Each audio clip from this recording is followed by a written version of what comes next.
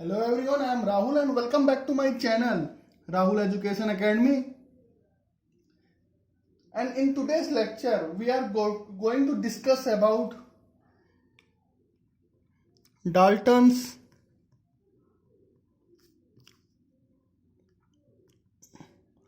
atomic theory.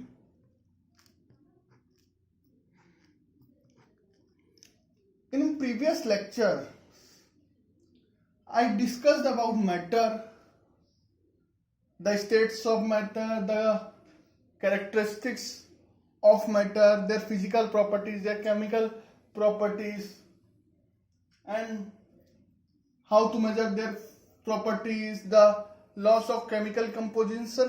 We discussed everything.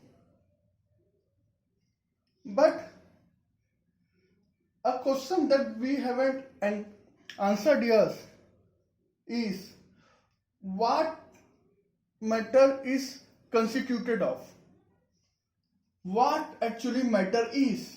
We define matter, but what actually constitute matter? This question was first answered properly by British scientist Dalton when he proposed Dalton's atomic theory. This theory was mainly based on the law of conservation of mass and law of definite proportion. This law I have discussed in previous lecture. So go and check out the previous lecture where I have discussed the law of conservation of mass and law of definite proportion in details. In this Dalton's atomic theory, Dalton actually discussed about what actually matter is and defined how that matter is constituted. So let us discuss the important points or the important postulates given by Dalton's in Dalton's atomic theory. The first postulate is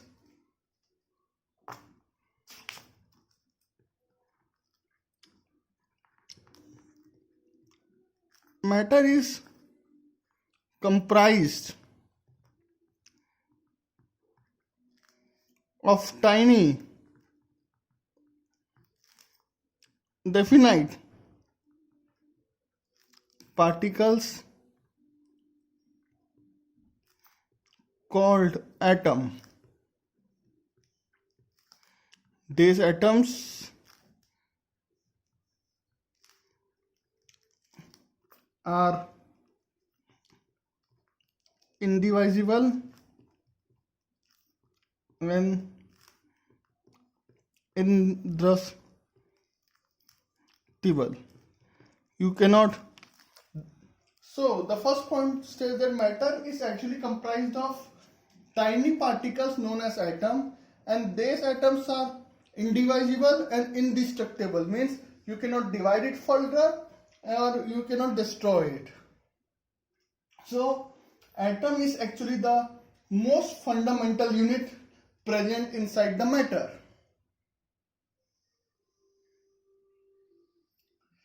The second property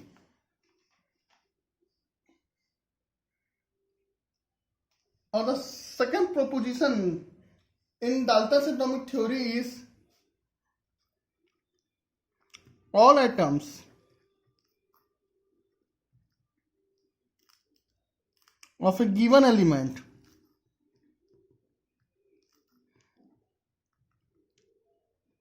are identical in mass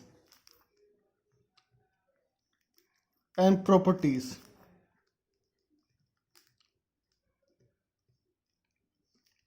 So according to this statement, if you take an element and study every single atom present inside that element, you will observe that the mass and property of one atom is exactly identical to the mass and properties of the other atom present inside that element. And this is important. This means that if you want to study the property and properties of an element, you need to understand the property of the atom.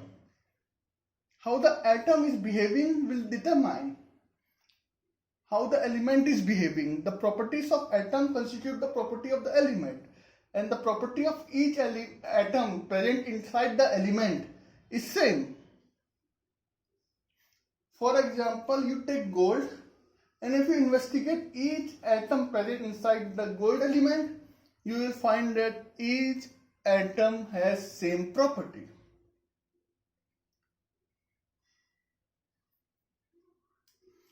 The third proposition according to this theory is compounds are made up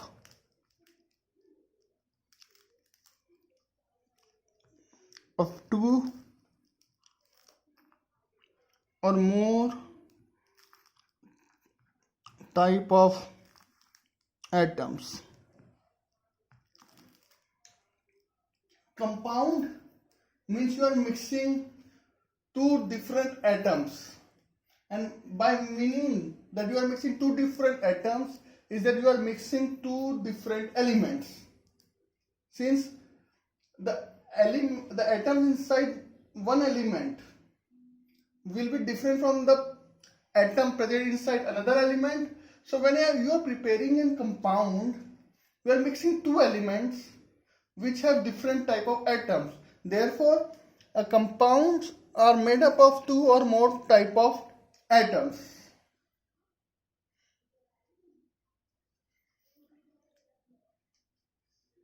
For example,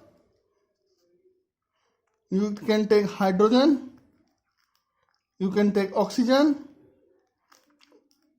The hydrogen atom have different type of atom, and oxygen will have different type of atom. So this will give rise to H2O. Since hydrogen have different type of atom and have different mass, so 2 unit of hydrogen will have 2 gram, and 1 oxygen will have contribution of 16 gram. So two different type of atoms, one is from hydrogen and from oxygen, you get a compound which is water. This is one of the example where two different of atoms are getting mixed to form a compound. The last proposition of this Dalton's atomic theory is chemical reaction is a rearrangement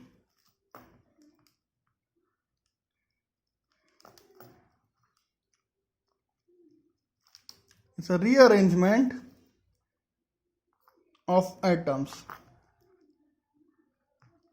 So we know that in chemical reaction, we take two different elements or compounds and we get a new compound. So what actually is chemical reaction? Chemical reaction is nothing but we are just rearranging the atoms present inside the element, and hence we are just changing the arrangement of atoms. For example, if I take H2, or I'll give more simple example. You can take this example, water also.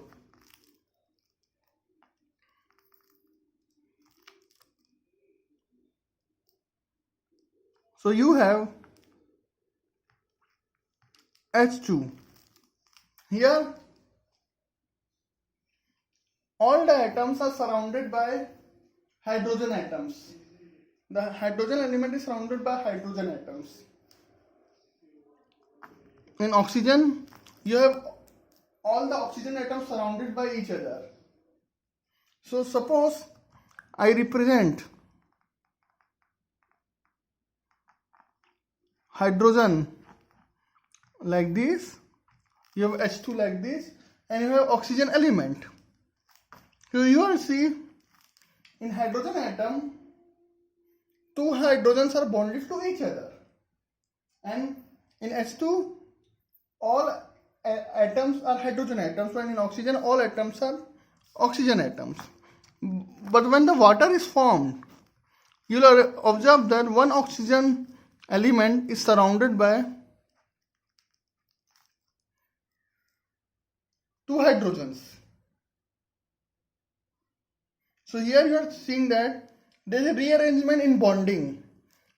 In H2, hydrogens are bonded to each other, but in H2O, oxygen is bonded to two hydrogens. So there is rearrangement of atoms when we form a new during a chemical reaction. So these are the four major postulates of the Dalton's atomic theory. Why Dalton's atomic is significant is because he postulated these rules, or he made these statements almost 200 years back, when neither the experimental technique, neither the computational powers, neither our understanding of chemistry as a whole was that much advanced as it is today. And the rules and the proposition he gave more than 200 years back are still valid today in most of the cases. And that's why Dalton's atomic theory is important, and we should put high respect on a scientist like Dalton, who was able to postulate these rules or these observations way back before anybody thought about it or anybody gave a proper reasoning on what is matter. So that's it for today's lecture. If you have any doubt, any question or any query, don't hesitate to put it in the comment section and we'll discuss about it. Thank you.